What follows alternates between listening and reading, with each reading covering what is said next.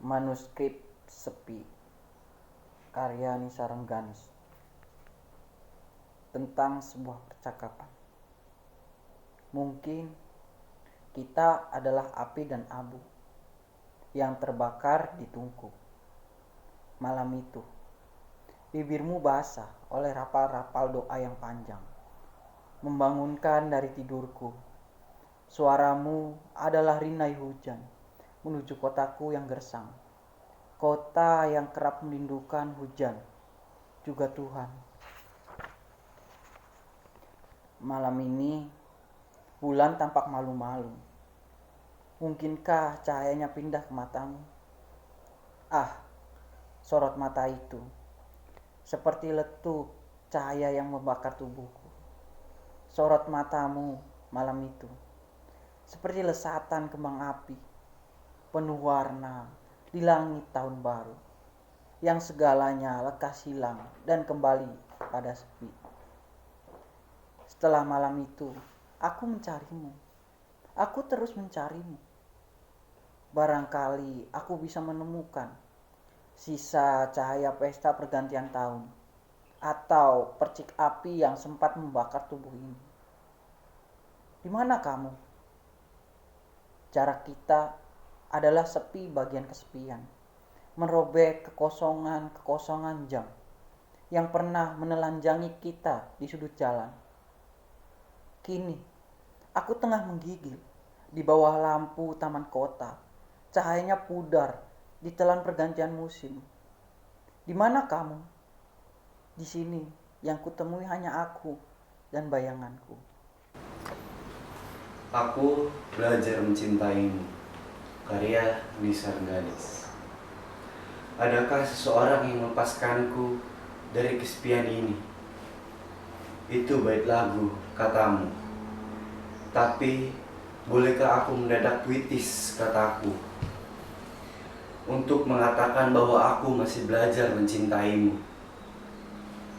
Aku mencintaimu dari kesalahan dan pengkhianatan. Aku mencintaimu dari luka dan dendam. Aku mencintaimu seperti hujan yang tak pernah bertemu matahari, seperti daun-daun yang gugur, tak pernah menyalahkan angin, seperti anak kecil yang terus belajar membaca, seperti nenek pikun yang kerap keliru, mengeja nama-nama cucunya. Aku mencintaimu dan terus belajar mencintaimu. Pada usia senja, karya Nisa Rengganis. Aku ingin menjadi tua bersamamu, menghitung berapa banyak uban di kepala, hingga helainya mengotori lantai. Tak perlu disapu, katamu. Mereka adalah ingatan-ingatan kita yang telah tanggal. Seperti dirimu yang selalu lupa menaruh sesuatu. Seperti diriku yang selalu lupa pada hari lahirmu. Apa warna kesukaanmu? Tanyamu berulang. Aku bosan menjawabnya. Aku bosan terus mengingatkan kunci motor yang selalu tertinggal, lampu kamar yang lupa kau padamkan, keran yang lupa kau putar, hingga airnya luber dan menenggelamkan kita pada kenangan-kenangan. Aku ingin menjadi tua bersamamu, penyanyi burung kakatua, giginya tinggal dua. Seperti kita hinggap di jendela, menunggu hujan yang melulu datang terlambat, menunggu waktu yang pas untuk saling mengatakan, akulah yang kelak menjadi tua bersamamu. Kita berdua. Cuit. Mantap. Wah, seru nih. Dengan teman-teman siapa nih? Wah, Ya. namanya boleh kenalin dulu kali. Iya, benar. Silakan Dok. Ya, saya Wisnu ya sebagai kayak pembawa acara. Host ya. Host yang fenomenal. Wah, kayak Andika Pratama. Aduh. Bagus. Ya, nama saya Rai Sadewa. Saya jadi penghibur aja lah di sini lah. Penghibur. Ya, menghibur lah. Kenapa? Kan enak gitu loh kalau penghibur tuh mengisi waktu yang kosong gitu. Iya, biar lucu. Nah, itu di tengah Speaker. banyaknya masalah ya kita Nah. hiburan ya. Ya, betul.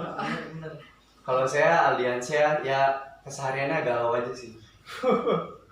Kalau jangan gitulah. Ini Anak senja. Nah, iya senja. sering difitnah Pak, seorang sad boy yang sering difitnah jadi fuckboy. Oh. Nah, Iya kan di. terima kasih. Oke. Ini Mbak sendiri. Saya di Sarengganis.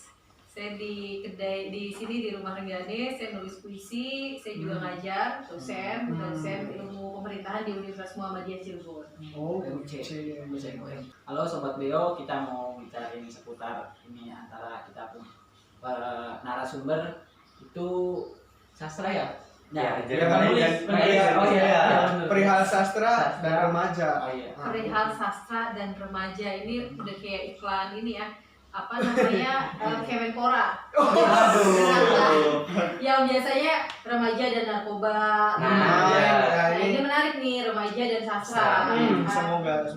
Sejauh apa sih nanti sastra bisa memberikan apa energi positif bagi Iya, teman-teman betul. anak muda hari ini ya. Kita tahu kan sekarang banyak yang pada ikut-ikut geng motor, terus kekerasan, Yang nggak jelas bullying, gitu. ya, bullying.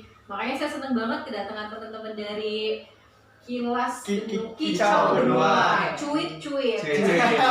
Tujuan kalau remaja-remaja nih kadang kalau nongkrong ngopi apa kayak nggak banyak ngobrolnya. Nah, gitu. iya, Jadi karena udah ada aplikasi. iya jarang kan kalau ini juga nyari ilmu. Betul di sini. Nah, menarik nih. Menarik. Sebenarnya kata nongkrong itu kemudian sekarang banyak beralih fungsi ya. Ini Iya, ada satu artikel menarik yang ngomongin tentang gaya muda anak nongkrongan sekarang itu cuma jadi drinking, smoking, nothing. Nah, iya. Kan? Cuma minum-minum, ngopi, terus pada ngudut-ngudut gitu dan nothing. Artinya Nggak ada apa-apa. ya mereka sibuk dengan HP-nya sendiri. Iya benar. Kadang tidak ada interaksi ya dengan teman sebelahnya. Misalnya mereka datang berlima gitu, nggak ada talking di sana. Nah makanya saya senang sekali teman-teman datang ke sini punya gerakan baru ya untuk mengenalkan sastra di kalangan remaja dan terus juga rumah Rengganis ini memang basisnya untuk komunitas dan kita sering bikin diskusi di sini. Itu juga salah satu upaya kami untuk mengampanyekan buku-buku bisa diakses ya, kemudian diskusi buku gitu, dan kita juga beberapa kali ada apresiasi karya, ngobrolin buku-buku dari teman-teman kita untuk dibedah, untuk didiskusikan. Nah makanya semoga sih akhirnya teman-teman yang nongkrong di sini nggak cuma sekedar tadi drinking, Smoking, nothing, tapi dengan adanya talking itu akhirnya kalian jadi punya karya.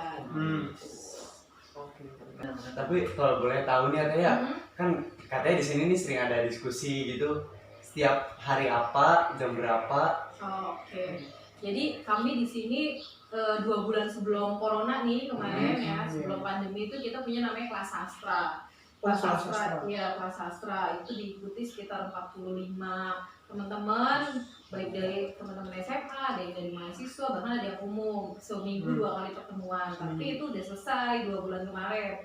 Nah, harapannya sih kemarin tuh kami mau bikin kelas sastra yang kedua kan, tapi keburu ada pandemi. Akhirnya kita masih adaptasi penerapan new normal ini dengan masih diskusi-diskusi daring aja, jadi via online diskusinya. Nah, sekarang yang terbaru itu ada teman-teman dari Cirebon Book Club.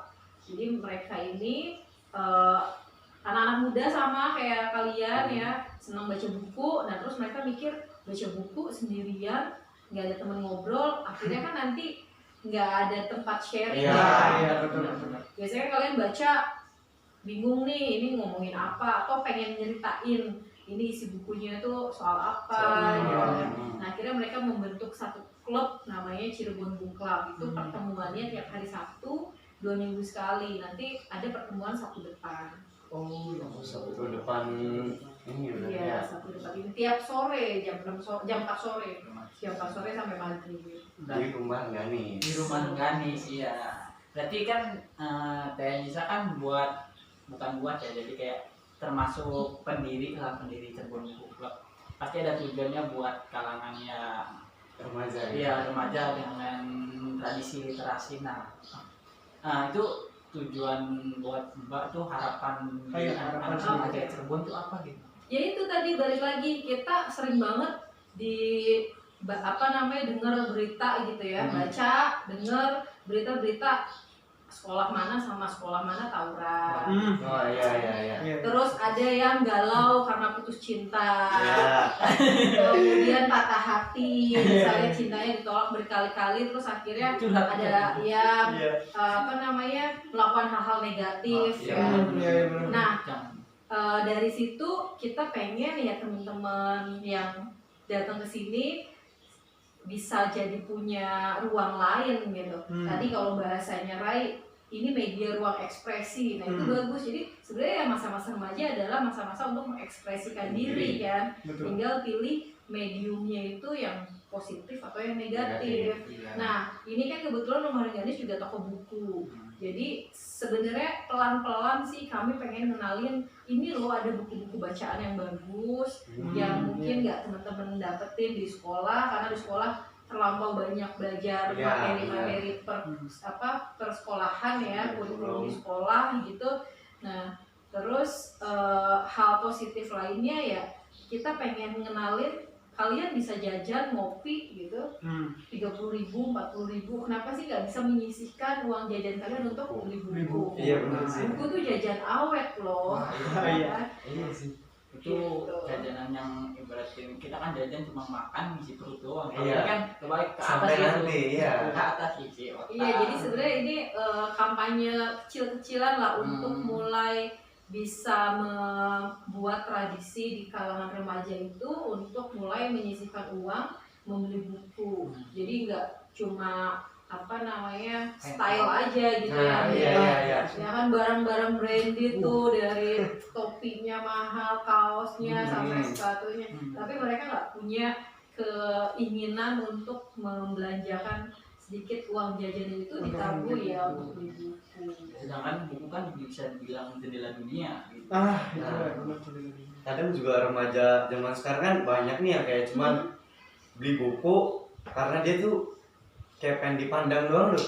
Oh iya nih anak beli buku, pintar ya Siap. baca apa segala macam, padahal Biar dia terlihat intelektual. nah gitu ya, padahal dia buku itu nggak dibaca, cuman kayak dipajang dibawa-bawa doang gitu kan. Nah sebenarnya sih pasti nanti beli buku dulu, terus nanti kalau kan sayang ya kita nyisihin uang buat beli buku, masa nggak tahu isinya, nggak dibaca. Iya. Nah pasti nanti ada suatu momen gitu yang membuat dia pasti tertarik untuk baca. Iya. Nah terus tadi saya ngomongin soal banyak anak-anak remaja gitu di kalangan SMA yang kemudian patah hati, terus dia stres lah, frustasi, berasa dunia ini mau berakhir. Iya. Kita besok kiamat gitu. Berasa besok kiamat. Iya. Katanya nggak bisa hidup tanpamu, Aduh, padahal bohong besar itu, bohong. Enggak. buktinya masih pada hidup aja Iya, ya. Iya benar itu. Sebuah Nah. buayan seperti itu. Dengan teman-teman punya ketertarikan di literasi ya, kayak tadi misalnya Rai nanya, teh ada bukunya Sapardi Djoko Damono nggak gitu. Terus Wisnu nanya, teh mau cari bukunya Jokpin dong. Nah itu kan sebenarnya lambat laun akhirnya teman-teman jadi punya ketertarikan ya kan. Baca dulu karya orang, dengan baca nanti lama-lama kalian pengen mengekspresikan kegalauannya tadi, bahasanya tadi gitu. Oh iya. Ini bisa banget sih. Ini bisa banget sih. Jadi coba deh di-upgrade gitu, patah hatinya itu di-upgrade jadi karya puisi iya, patah itu. hati yang sangat bagus. Kalau kalian tahu misalnya Hairil Anwar itu puisi-puisinya adalah curahan hati dia ketika gagal ya menceritakan kasih tak sampainya dengan beberapa perempuan-perempuan yang dia cintai gitu. Senja di Pelabuhan Kecil misalnya, dia tulis di situ untuk Sri Ahyati, salah satu perempuan yang dia cintai, tapi perempuannya itu nggak membalas cintanya. Atau puisi Hairil Anwar yang judulnya Gadis Mira, banyak sekali. Jadi coba teman-teman upgrade, bahkan kegalauannya remaja pun kalau kita geser sedikit aja itu bisa jadi hal positif dan bisa jadi karya.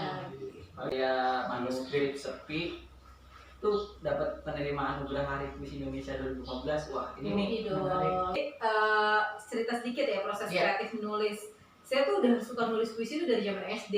Wah, Kita tahu kan lagi zaman SD itu kita dapat tugas Iya, bahasa bahasa Indonesia Indonesia. kan, untuk Oh, iya. menulis puisi. Puisi. Biasanya itu tema pahlawan, tema guru Yang gitu gitu-gitu. kan, Nah, iya. tema alam. Nah, nulislah zaman SD. Terus pertama kali tulisan saya tuh pernah dimuat di majalah Bobo tuh ya waktu SD itu. SD kelas 5. Jadi gurunya ini kreatif gitu ya. Gurunya tuh terus ngumpulin puisi anak didiknya, terus dia kirim tuh. Dulu kan masih apa ya, majalah Bobo tuh Majalah jadi Bobo salah masih satu tren. bacaan wajib lah. Iya, Bacaan iya. wajib anak-anak usia SD ya. Hmm. Nah dari situ terus guru itu ngasih motivasi ya, guru bahasa Indonesia saya waktu SD itu Bu Sumirah, saya masih ingat namanya, makasih Bu. Dia ngasih motivasi buat kamu punya bakat gitu, nulis segala macam bla bla. Terus SMP tuh saya udah mulai ikut kayak lomba-lomba nulis. Dulu Gramedia itu sering bikin acara-acara lomba. Terus ada bermedia partnernya itu dengan Dialog Cirebon, dulu namanya Dialog Cirebon, kalau sekarang Kabar Cirebon ya. Ada Radar Cirebon. SMA baru mulai mendalami gitu, maksudnya benar-benar konsen ke dunia penulisan. Terus Saat SMA. baca kuliah sih. Oh, pas kuliah. Iya, kalau SMA kita masih ya paling ikut workshop Iya. gitu kan. Dan mulai ngumpulin buku. Jadi waktu SMA tuh pernah ikut workshop cerpen itu yang diadakan oleh Kabar Cirebon sama dulu namanya Mitra Dialog sama Gramedia. Nah, aku masuk jadi finalis dan hadiahnya itu voucher belanja buku. Jadi pertama kali mulai ngumpulin buku tuh gara-gara punya hadiah voucher, dan voucher itu nggak bisa ditukar uang ya. Jadi kita nggak bisa milih beli tas, nggak bisa milih beli sepatu gitu ya. Satu-satunya cara mencairkan hadiahnya itu dengan belanja buku. Nah terus kuliah udah mulai aktif nulis. Jadi ini buku saya tulis dari tahun 2009 sampai tahun 2014. Tapi sekarang masih aktif nulis. Aktif dong. Masih. Harus. Udah berapa karya kira-kira? Kalau antologi puisi tunggal ini ya, obituari puisi ini yang terbaru kemarin 2019, yang manuskrip itu tahun 2015, dan itu dikirimkan untuk lomba perayaan Hari Puisi Indonesia. Jadi setiap tahun itu ada namanya anugerah untuk Hari Puisi Indonesia. Nah terus kita kirim udah dalam bentuk buku, diseleksi, dan alhamdulillah manuskrip ini masuk dalam buku puisi pilihannya. Puisi pilihan dulu dapat hadiah 10 juta. Tadi kalau Rai bilang dengan nulis juga kita bisa dapat penghasilan gitu, bisa dapat uang gitu. Pertanyaan berikutnya, ini buku kayak banyak gini, terus di dalam juga masih ada lagi. Ngumpulinnya tuh dari kapan? Ya itu dari zaman saya dapat voucher belanja buku. Kalau dulu kan, nah kita tuh pasti akan terseleksi sendiri bacaan. Saya juga zaman SMA bacanya buku-buku Tinlit ya, buku-buku, kalau teman-teman tahu tuh dulu Cerita Lupus tuh kan lagi terkenal banget kan. Seru tuh Ghostbumps. Ya dari buku-buku yang menghibur lah ya biasanya, sampai kemudian buku yang punya sisipan untuk kesadaran moral, kemudian ada isu-isu sosial di dalamnya. Nah banyak sekali buku sastra yang bagus gitu kalau teman-teman tahu. Dan misalnya salah satunya kemarin yang di filmin, udah nonton kan pasti Bumi Manusia. Iya, karyanya Pram. Iya, Pramudia Anantatur. Sebelumnya tahu nggak Pramudia Anantatur sebelum nonton film itu? Tahu sih, penulis. Nulis ya, tapi ada beberapa yang belum tahu kan. Iya. Pramudia Anantatur itu siapa? Iya sih. Misalnya terus tenggelamnya kapal Van der Wijk itu juga kan difilmkan. Itu adalah novel angkatan Balai Pustaka yang ditulis oleh Hamka ya, dan difilmkan. Nah itu juga salah satu bentuk pengenalan sebenarnya. Jadi ke anak-anak remaja, ya mungkin kalian jadi tahu Hairil Anwar gara-gara nonton Ada Apa Dengan Cinta. Iya, benar ya. Atau mungkin kalian juga sebenarnya terinspirasi oleh Rangga gitu ya, ngejar cinta dengan puisi. Wah, Ya. bisa jadi. Bisa jadi. Ini Nah itu Wah, jangan dibuka di sini dong. Iya.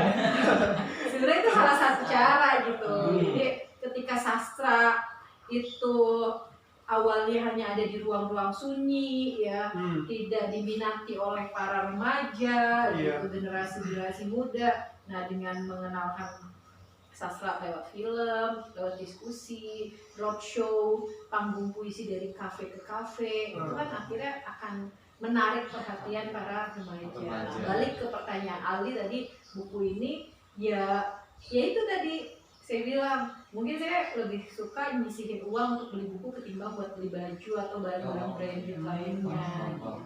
Dan ini dikumpulin dari zaman SMA, kuliah ya kan. Kuliah juga kan biasanya dosen tuh ngasih buku wajib yang harus dibaca di mata kuliah ini. Nah, aku pikir daripada minjem ke perpustakaan, nanti kalau telat juga kena denda. Belum lagi kadang kalau kita butuh, kita susah lagi nyarinya. Jadi saya pikir kenapa sih nggak beli aja, tuh juga itu jajan awet.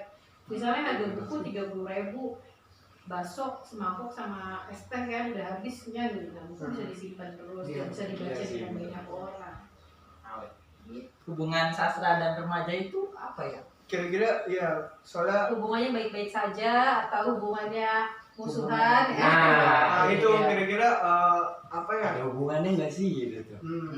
Ya harusnya ada dong. Dan saya percaya gitu, remaja yang punya ketertarikan untuk membaca sastra, tadi kalau bahasanya Wisnu akan membentuk kepribadian, akan punya karakter, gitu kan.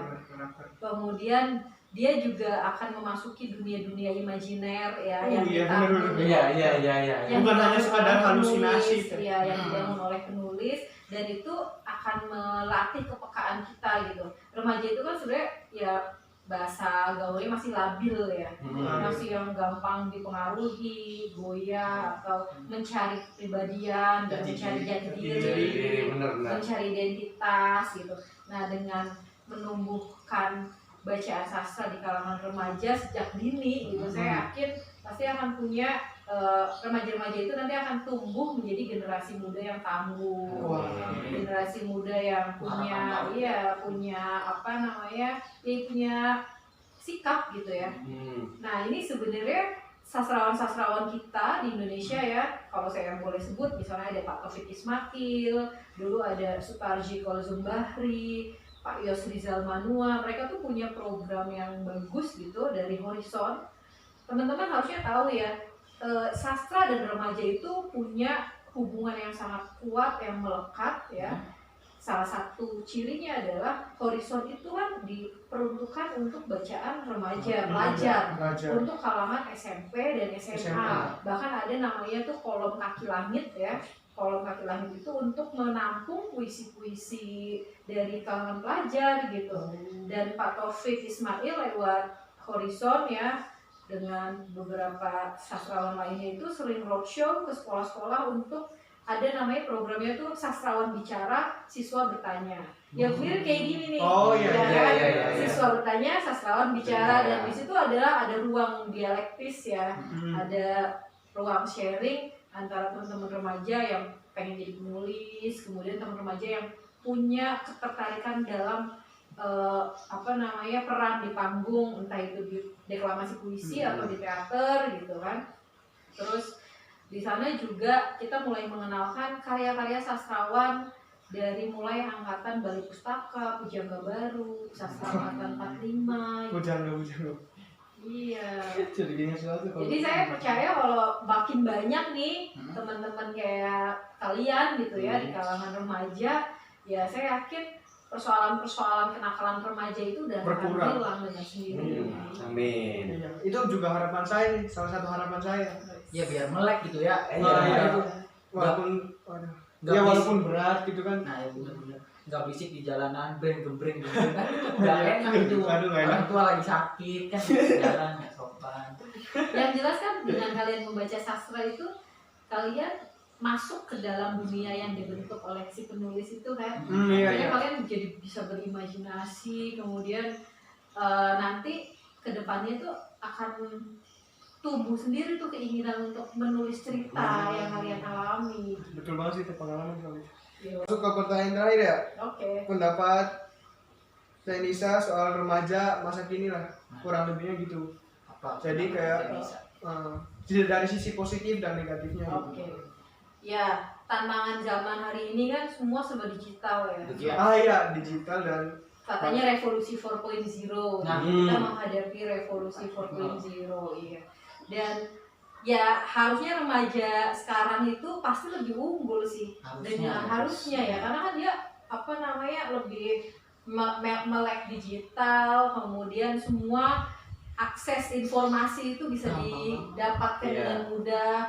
Beda misalnya saya pernah mengalami masa transisi tidak punya media sosial gitu. Saya ngalamin Facebook itu baru di semester akhir kuliah. Nah sekarang kan platform media sosial udah banyak banget. Terus di atasnya saya misalnya, generasi di atas saya itu mengalami masa tidak ada media digital ya, mereka harus mengirimkan karyanya itu ke dalam media-media cetak. Yang itu persaingannya juga cukup ketat, cukup banyak, belum ada penulis-penulis indie gitu kan. Jadi mereka menerbitin karya tuh agak susah gitu, punya akses. Nah sekarang saya lihat kalau remaja itu bisa, ibaratnya kan kalau dunia digitalisasi apa namanya cyber ini ya ibarat pisau lah ya. Saya memetaforakan dengan pisau gitu. Kalau dia berada di tangan koki, dia akan menghasilkan makanan yang enak. Dia kan bisa nyincang-nyincang daging gitu. Tapi kalau pisau itu berada di tangan penjahat, perampok, dia akan menggunakan untuk membunuh orang. Nah makanya akhirnya kecenderungan ini memunculkan plus dan minusnya. Kalau remaja itu bisa memanfaatkan dunia digital hari ini dengan baik, pasti akan muncul karya-karya yang bagus. Mereka bisa bikin video seperti ini, ya kan, media platform seperti ini, kemudian bisa bikin podcast sekarang yang lagi rame. Nah, tapi kalau yang nggak bisa memanfaatkan itu dengan baik, ya dia cuma buat stalkingin mantannya sampai bikin galau, main game, nggak jauh-jauh dari game sih. Terus tidak menggunakan itu sebagai ruang untuk mencari informasi misalnya. Bahkan bisa dilihat ya, misalnya dia followingnya itu mengikuti akun-akun yang informatif, yang edukatif, atau akun-akun yang cuma sekedar apa? Hiburan. Iya hiburan, ya nggak salah sih hiburan, tapi kalau bisa tidak diimbangi dengan yang edukatif, ya kan akhirnya jomplang. Barbar gitu manusia barbar. Ya harus diimbangin lah. Harus diimbangin. Teman-teman boleh gaul, boleh gaul, boleh keren gitu. Tapi kan otaknya juga harus diisi. Iya betul sih. Harus punya nutrisi juga. Nah gimana cara menutrisi otak itu ya dengan baca, dengan diskusi. Belum pendapat teknisan, jadi bagaimana untuk di kalangan remaja saat ini nih, apakah di level yang hard tuh maksudnya apa ya, merah, kuning atau hijau? Kalau Cirebon sih cenderung udah kuning lah ya. Kuning lah. Hati-hati ya. Hati-hati. Merah banget sih enggak ya kan.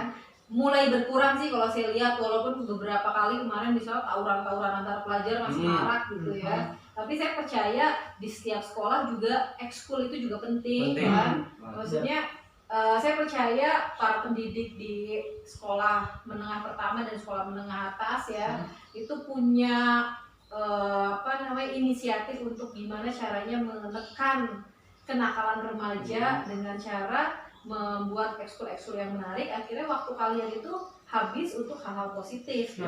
Dari ekskul itu juga kan ada yang suka olahraga ya masuk ke ekskul olahraga, ada yang suka musik, ada ekskul musik, bahkan sekarang udah mulai banyak ekskul film pendek, ekskul teater ya kan. Nah dengan kalian terlibat dalam beberapa kegiatan ekstrakurikuler di sekolah itu, akhirnya kan waktu kalian untuk nongkrong-nongkrong dengan yang nggak benar dan akhirnya jadi berantem itu kan berkurang. Iya. Nah buat yang pengen beli buku ini nih Teh, bisa dibeli di mana?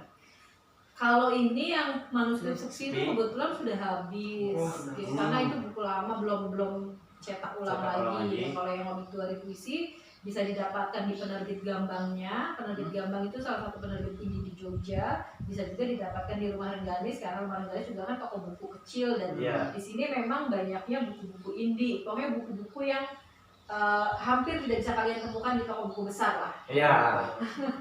Langka bisa dibilang langka. Benar. Latihan dulu, teknisnya. Makasih nih. Terima kasih. Ilmunya banyak banget. Kreatif banget. Semoga dari video ini juga bisa mengembangkan lagi karya-karya sastra. Iya. Melek gitu. Kita remaja. Nanti kan siapa tahu 5 sampai 10 tahun ke depan terus saya dengar nama Aldi sudah jadi sastrawan nasional. Aduh. Amin. Rai udah jadi sutradara teater. Amin. Wisnu udah jadi direktur film. Dengan pakai topi. Produser film, sutradara film gitu. Pemain film, aktor. Aktor ya. Siapa nih? Saya. Reza Rahadian. Keren. Soekarno. Wah, Soekarno. Ya udah, makasih buat Makasih Nen. Ya. Elisa Selamat, waktunya. saya sangat mengapresiasi ruang kreativitas teman-teman ya yang kalian buat gitu dengan membaca, diskusi, kemudian dokumentasikannya dalam bentuk YouTube seperti ini itu nanti akan menjadi sesuatu yang abadi. Amin. Amin. Karena semua karya itu pasti abadi. Iya. Kan katanya apa namanya salah satu pepatah Yunani itu verba volant scripta manen. Apa yang kita ucapkan itu hanya jadi kata-kata kosong terlempar ke udara ya sia-sia ketika kita tidak menuliskannya. Iya. Itu salah satu motivasi teman-teman buat Iya. nulis gitu. Iya. Mulai aja menulis apapun apa yang kalian rasakan, apa yang kalian temui gitu. Nanti tulisan ini akan menjadi penting setelah 5 tahun, 6 tahun kalian buka lagi pasti ketawa-ketawa sendiri tuh. Iya, Baca buku diary, baca tulisan Cringe itu ya. Cringe. Nah, nanti mulai melakukan pengeditan di sana sini gitu. Subscribe. Terima kasih. Dadah. Bye.